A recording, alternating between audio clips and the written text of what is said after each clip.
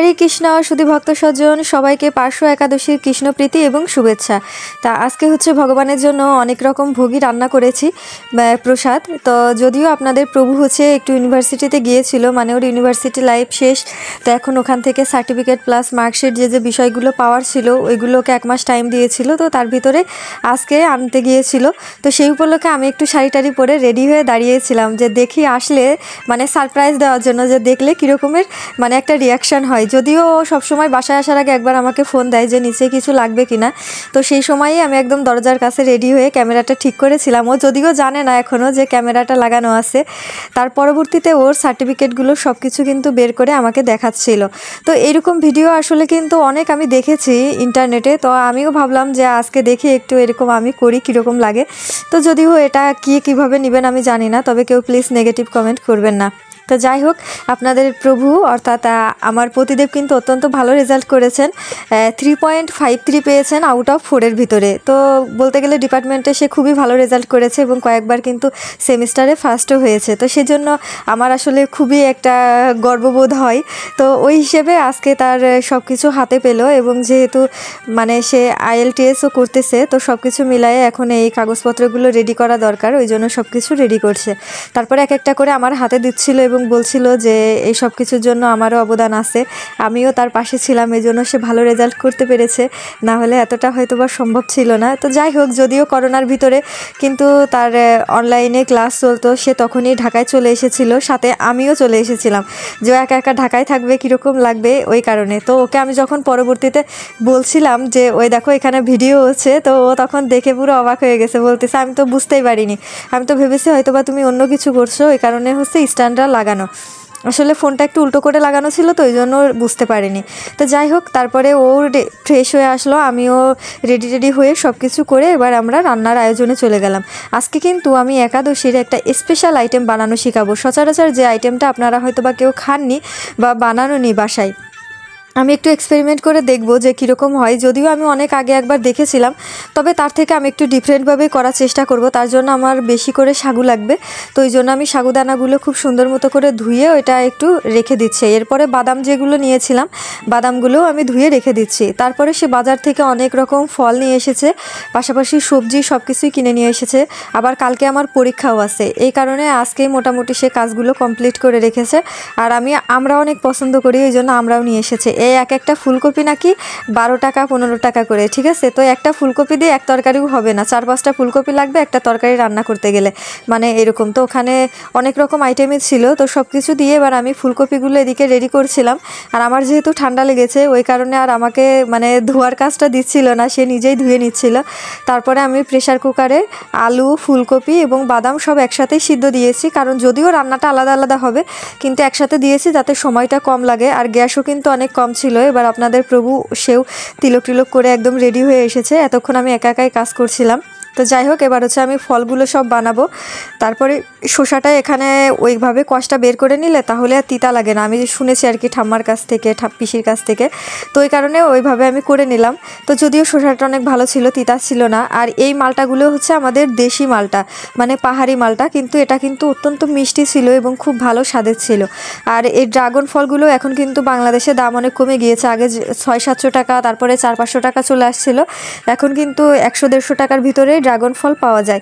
তো আমি প্রথমে ভাবলাম যে রান্না করতে করতে তো দেরি হয়ে যাবে, তো তত সময় ভগবান কি উপবাস বসে থাকবে? তো সেই জন্যই প্রথমে ফলগুলো ভোগ দিয়ে নিলাম, তারপরেই হচ্ছে পরবর্তী যে রান্নার বিষয়গুলো ছিল সেইগুলোতে গেলাম। আমরাও একটু ফল প্রসাদ পেয়ে নিয়েছিলাম, নিয়ে তারপরে আমরা রান্নার আয়োজনে গেলাম। আর অনেকে আমাকে বলেন যে মাতাজি আপনার সিংহাসনটা প্লাস্টিকের কেন বা এইরকম কেন? তো তাদেরকে একটু বলে রাখি, আমি সিংহাসনটা এই কারণেই এখন রেডি করছি না বা বানাচ্ছি না, কারণ আমরা কোথায় থাকবো, কোথায় যাব সেটেল হওয়ার পরে, ওই জন্যই এখানে কোনো কিছু আর করছি না। যেখানে যাব সেখানে গিয়ে সব কিছু একবারে করব। তো হয়তো বা একটু ওয়েট করতে হবে কয়েক মাস, ওই জন্য এই কয়েক মাসের জন্য আর কোনো কিছু ঢাকাতেই কেনাকাটা করছি না। তো যাই হোক, আমি এখানে সেই নতুন যে আইটেমটা রান্না করব তার জন্য কিন্তু আলুগুলো সব বেছে নিয়েছি, মানে সিদ্ধ করে নিয়েছিলাম। তার ভিতরেও এক এক করে মশলা প্লাস পিঙ্ক সল্ট, মানে সন্দক লবণ, তারপরে জিরা গুঁড়া সব কিছু ব্যবহার করে এরপরে আমি সাগুটা ভিজিয়ে রেখেছিলাম না, ওই সাগুটা এক এক করে দিব আর মাখিয়ে নিব, ঠিক আছে? এটা কিন্তু সিদ্ধ করাও না প্লাস ভাজাও না, কোনো কিছুই করার প্রয়োজন নেই।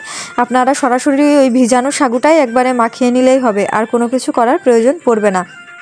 এরপর আমি এক এক করে সুন্দর করে মাখানোর পরে ওইটা কিন্তু কিছুক্ষণের জন্য রেস্টে রেখে দিতে হবে। এবং রেস্টে রাখার পরে ওই যে আমি দেখাচ্ছিলাম যে কিভাবে বানাতে হবে, যদিও এর ভিতরে আরও কিছু কাজ আছে, সেই কাজটা করতে হবে। তো আমি ভাবলাম যে এর ভিতরে আমি সাগুর যে পোলাওটা রান্না করব সেটা এর মাঝখানেই করে ফেলে দিই, কারণ ওইটা হতে হতে একটু টাইম লাগবে। এর ভিতরে আমি ফুলকপিটা বসিয়ে দিয়েছিলাম, আর এদিকে বাদামের যে সবজিটা রান্না করব ভেবেছিলাম সেটাও এই পাশে বসিয়ে দিচ্ছি।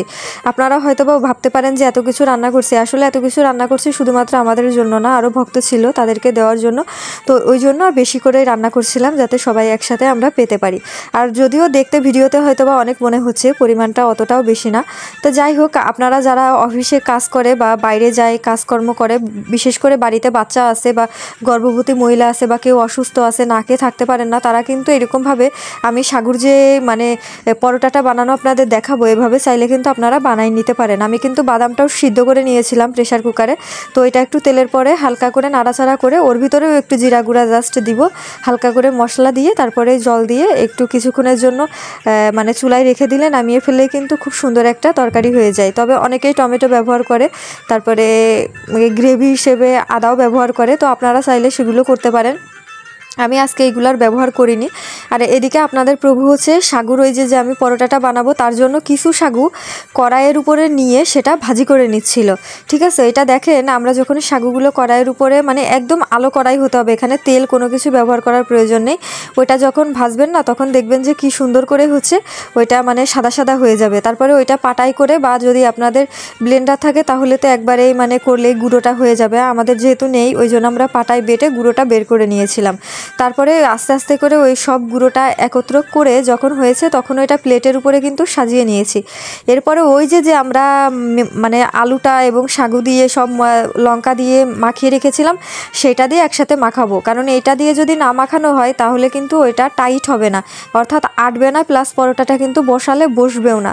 তো যাই হোক, আপনাদের প্রভু প্রথমে একটা ও কী করেছে বড় করে বানানোর চেষ্টা করছিল, তো মানে এরকম হচ্ছিল, ভালো গোল হচ্ছিল না। তারপরে আমি ছোট ছোট করে বানাতে বললাম। তো যখন ছোট ছোট করে বানিয়েছে তখন কিন্তু দেখতেও সুন্দর লাগছিল, অনেকটা ইডলির মতো লাগছিল। পাশাপাশি হচ্ছে ওইটা মানে ভাজাও তাড়াতাড়ি হচ্ছিল আর ভাঙারও কোনো ভয় ছিল না। তো যাই হোক, এই নতুন আইটেমটা আপনাদের কেমন লাগলো আর কে কে এটা বাসাবাড়িতে আগে বানিয়েছেন সেটা অবশ্যই জানাবেন। আর আজকের এটাই ছিল হচ্ছে আমাদের সব রান্নার। আর আমার যেহেতু পড়ালেখাও মানে একটু ছিল, আগামীকাল পরীক্ষা আছে, ওই জন্য আমি রান্না করছিলাম আর মাঝে মাঝে এসে পড়ছিলাম, আর ওই সবটা হচ্ছে একটু দেখছিল। তো যাই হোক, সবাই কৃপা আশীর্বাদ করবেন। ধন্যবাদ সবাইকে। হরি বল।